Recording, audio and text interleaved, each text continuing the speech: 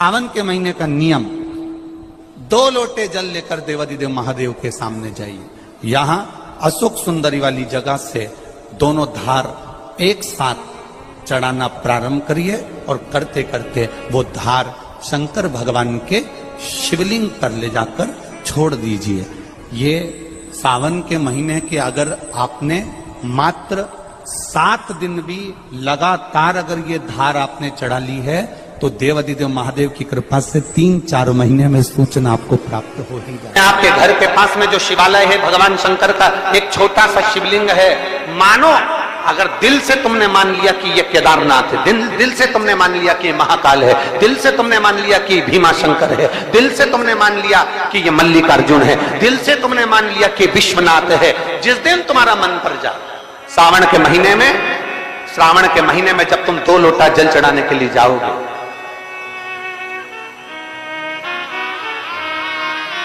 श्रावण के महीने में जब तुम 2 लोटा जल चढ़ाने के लिए जाओगे और 2 लोटा जल तक तुम अपने हाथ में लेकर चढ़ाओगे, जिस दिन तुम्हारा चित्त में मन में आ जाए कि आज मैं विश्वनाथ नहीं गई हूं, मैं सावन के महीने में मैंने विश्वनाथ का दर्शन नहीं करा है, सावन के महीने में मैं काशी नहीं गई, सावन के महीने में मैं गंगा के घाट पर नहीं गई, जिस दिन सावन के महीने में तुम्हारे मन में आ जाए 2 लोटा जल लिया, शंकर जी को चढ़ाते हुए अपने मन में विचार कर लिया कि मेरे विश्वनाथ, मैं तुम्हारे दरवाजे तो नहीं आ सकी, पर मेरे जल में अगर बल होगा तो इस जल को आप वहां से यहां आकर स्वीकार कर लोगे। वो विश्वनाथ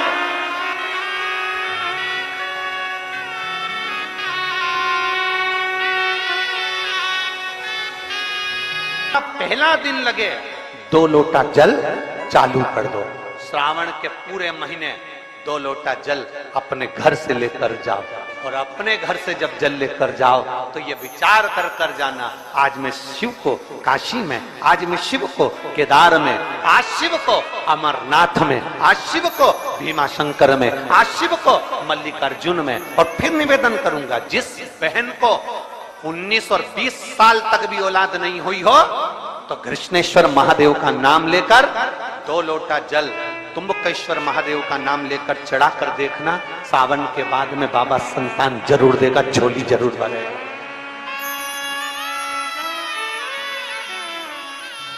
कहीं नहीं जाना, अपने नजदीक में, अपने घर के पास में, अपने मोहल्ले में, अपनी गली में, अपने चौराहे पर, अपने घर के पास में जो शिवालय हो, जो शंकर का मंदिर हो, वहां जाओ, 2 लोटा जल समर्पित करो और फिर निवेदन करूंगा, जल से ज्यादा जरूरी है मेरे भोलेनाथ जी के मंदिर की सफाई करना।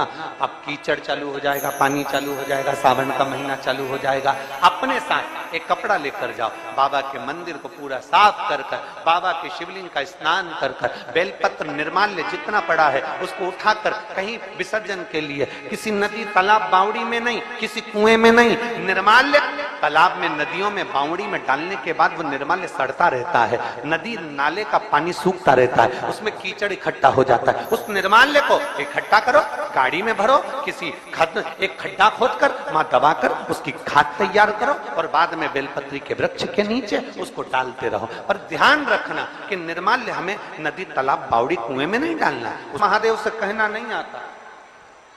तब हम क्या करें? तो शिव महापुराण की कथा बड़ा सुंदर बात कहती है कि जीवन में कितनी भी तकलीफ हो, कितना भी कष्ट हो, कितना भी दुख हो, जब हम एक बेलपत्र लेकर भगवान शिव को समर्पित करने के लिए जाते हैं और दिल से, हृदय से, भाव से जब एक बेलपत्र समर्पित करते हैं और 1 लोटा जल अशोक सुंदरी पर चढ़ाने के बाद हम देवादिदेव महादेव को जब समर्पित करते हैं तो ये निश्चित है हमारे दुख, हमारी तकलीफ, हमारे कष्ट को मेरा शंभू काटता जरूर है, ये निश्चित था। बोल बम का नारा है, जरा जम के बोल बम का नारा है, सारी समस्या का हल। जब हमारे भीतर कोई तकलीफ होती है, हमारे भीतर जब कोई कष्ट होता है, हमारे भीतर जब कोई दर्द होता है, हमारे भीतर जब कोई दुख होता है, तब हम देवादिदेव महादेव को 1 लोटा जल समर्पित कर कर अपने हृदय की बात भगवान शिव से जरूर करते हैं। जरूर थोड़ी सी भी विषम परिस्थिति चल रही है, थोड़ा भी तकलीफ चल रही है, थोड़ा भी कष्ट आया है जीवन में, थोड़ा भी दुख, थोड़ी भी तकलीफ, थोड़ा भी दर्द, थोड़ा भी कष्ट अगर आपके जीवन में आया है तो शिव महापुराण की कथा कहती है सबसे पहले भगवान शंकर की शरणागति में जाए, भगवान शिव के पास जाए। सबसे पहले भगवान शिव के पास पहुंचे और भगवान शंकर के पास जाकर अपने हृदय से, अपने दिल से, अपने मन से, अपने भाव से भगवान शिव को अपने मन की बात देवादिदेव महादेव को कहना प्रारंभ।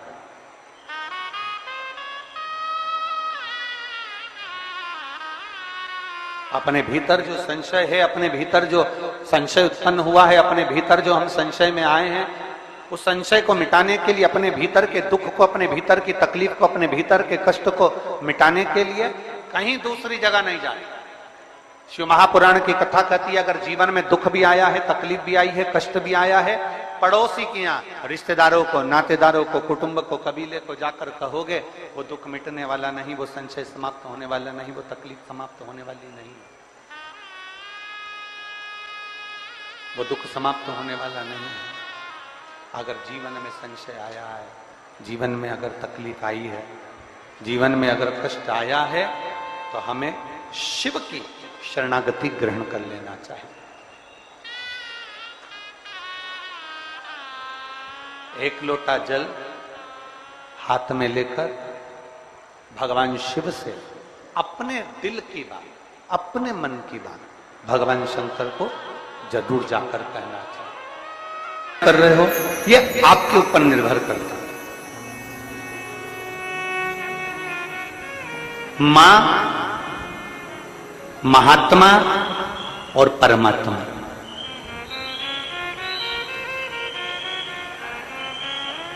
एक मां, दूसरे नंबर पर महात्मा और तीसरे नंबर पर जम के बोलो जरा, अच्छे जम के बोलो, परमात्मा। ये तीन आपको देखते तक नहीं, फिर भी अपना पूरा प्रेम, अपनी पूरी वात्सल्यता, अपनी पूरी करुणा, अपनी पूरी उदारता ये आपके ऊपर उंडेल देते हैं। कौन कौन? जम के बोलो जरा। पहले नंबर पर आवाज नहीं आई, जम के जरा।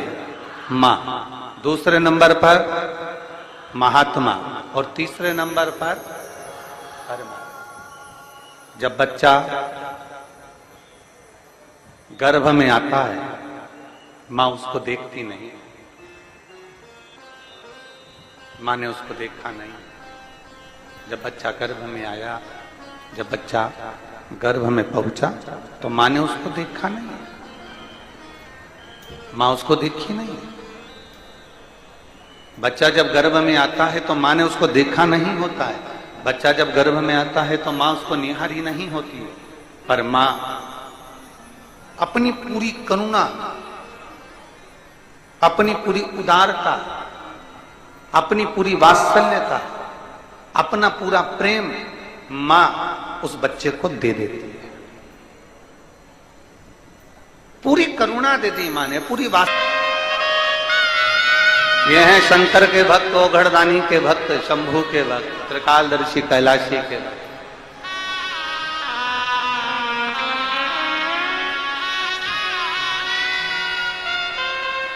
अपने नेत्रों से दर्शन करते रहते हैं। भगवान ब्रह्मा अपने नेत्रों से दर्शन करते रहते हैं, पर शंकर जी के नेत्र बंद रहते हैं, शिव जी के नेत्र बंद रहते हैं। शंकर भगवान समाधि में डूबे रहते हैं, शंकर भगवान समाधि में लीन रहते हैं। तो कई लोग, कई जिनके मुख में जो आता है, जिनके विचारों में जो आता है, वो कह देते हैं कि शंकर जी की आराधना नहीं करना चाहिए, क्योंकि शंकर तो समाधि में डूबे रहते हैं, वो तो देखते ही नहीं है। पर उनको समझाना यह है कि नानू मां का चरित्र कह रहा है कि नानू मां के पिता मछली पकड़ने का जाल बनाते हैं और ध्यान नानू मां पर रहता है। एक पनिहारन पानी को लेकर जाती है, सिर पर हंडे पर हंडा, मटके पर मटका, मटके पर मटका, मटके पर मटका रखती है, चलती जाती है, पड़ोसन से बात करती है, पर ध्यान मटके पर रहता है। एक माँ अपने बच्चे को लेकर बाजार में जाती है, सामान कितना भी खरीदे पर बच्चे पर ध्यान रहता है। एक पिता अपने काम में ध्यान देता रहता है, उसी तरह मेरा ओगढ़धानी भले नेत्र बनकर कर समाधि में डूबा हुआ हो,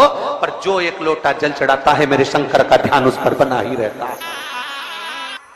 वृक्ष लता से स्नान कराऊंगी, ये अपने भीतर एक संकल्प अपने भीतर लेना है कि श्रावण के महीने में हमें शिव को कैसे रिझाना है,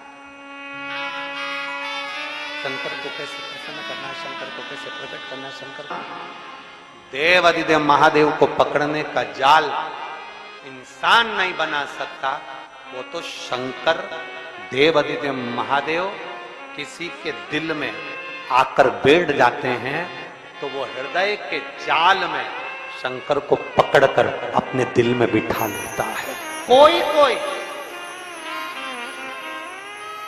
लिंग के सम्मुख में सत्य बोला है।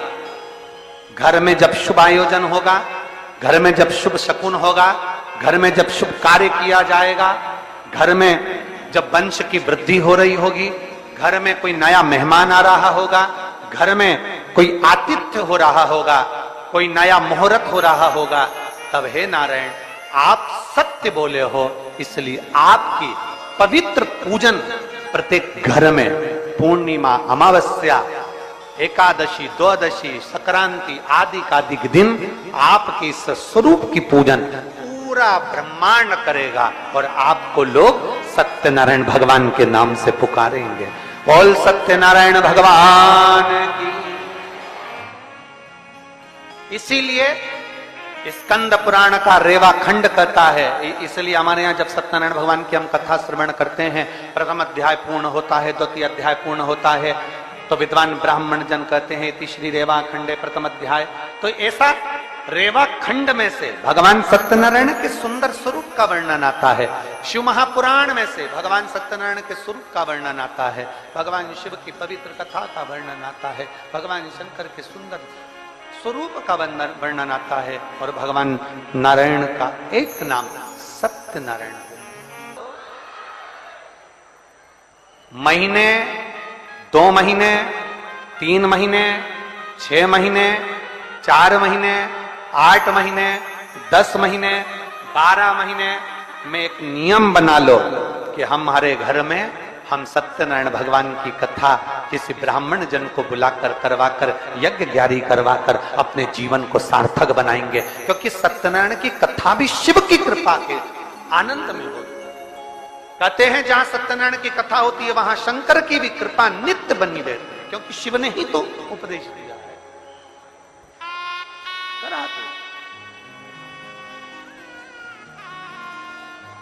हमारे यहाँ तो माताएं बड़ा सुंदर सुंदर भजन भी गाती हैं। सतना पर चढ़ेगा पर शिव पर कभी नहीं चढ़ेगा, कभी नहीं।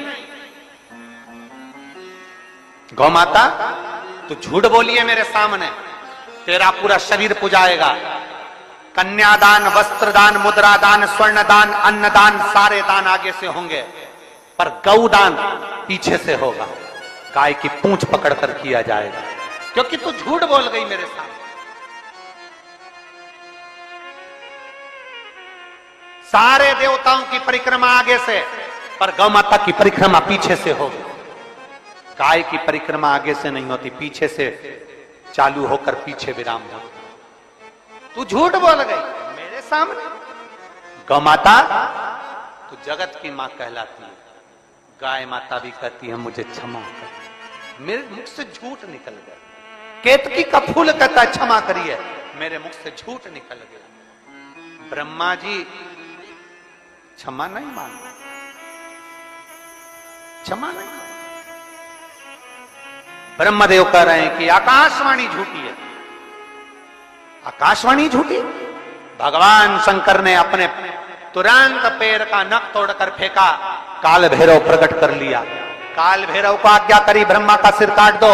जिस मुख से वो झूठ बोल रहा, जिस मुख से वो झूठ बोल रहा,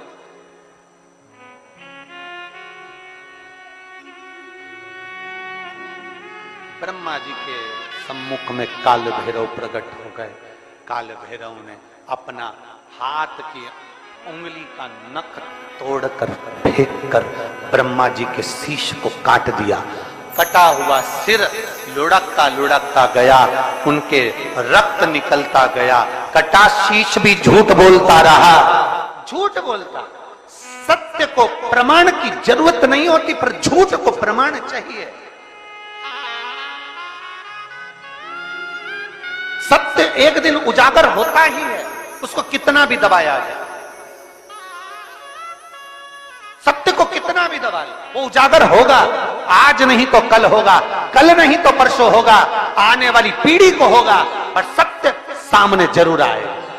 सत्य को कोई नहीं दबा सकता, चाहे दुनिया में कितना भी प्रपंच रच लो, चाहे दुनिया में कितना भी पाखंड रच लो, सत्य को दबाने के लिए तुम सारी पूरी जिंदगी निकाल देना, पर एक दिन सत्य सत्य होता है और सत्य दुनिया के सामने आता जरूर है। दब नहीं सकता, दम नहीं। कितना दबाओगे, सत्य को कितना झुकाने का प्रयास करोगे, सत्य को कितना दबाने का प्रयास करोगे।